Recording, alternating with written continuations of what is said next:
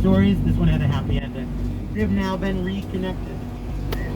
Looking to our port, you'll see the gold dome top of our Massachusetts State House.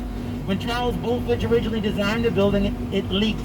They called the Paul Revere and Sons Company in and they copper plated it, and eventually they gilded it with that 13 pounds of 24 karat gold leaf.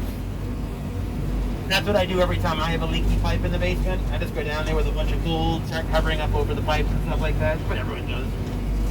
You'll see the Viking ships on both the north and south facing sides here of the Longfellow Bridge. Yes, Molly?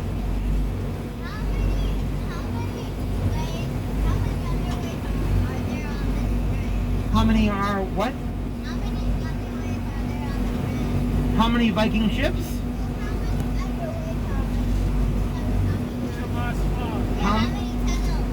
How many arches are there? Well, that's a good question. I bet when we get out towards the middle of the Charles River, you can look back at the bridge and you can count them. All right? We're going to see the Boston skyline just over the bow.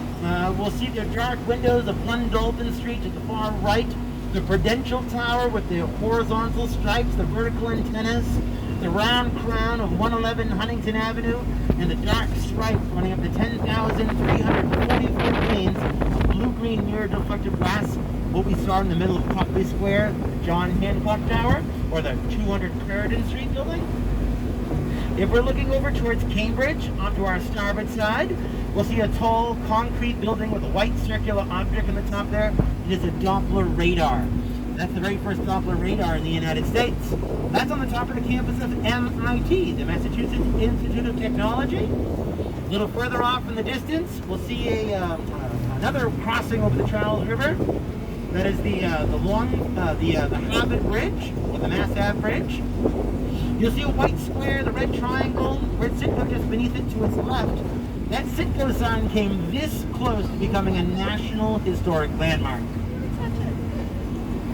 You have another duck right behind you, you know that, right? Okay. Then we have, let's see here. Off to its left, you'll see the building with a flag on the top, and then the light towers there of America's most beloved ballpark, that's Fenway Park. That's home to the Boston Red Sox baseball team, winners of the very first World Series in Major League Baseball. That was in 1903. Back then they were known as the Boston Americans. They took on the Pittsburgh Pirates. They would win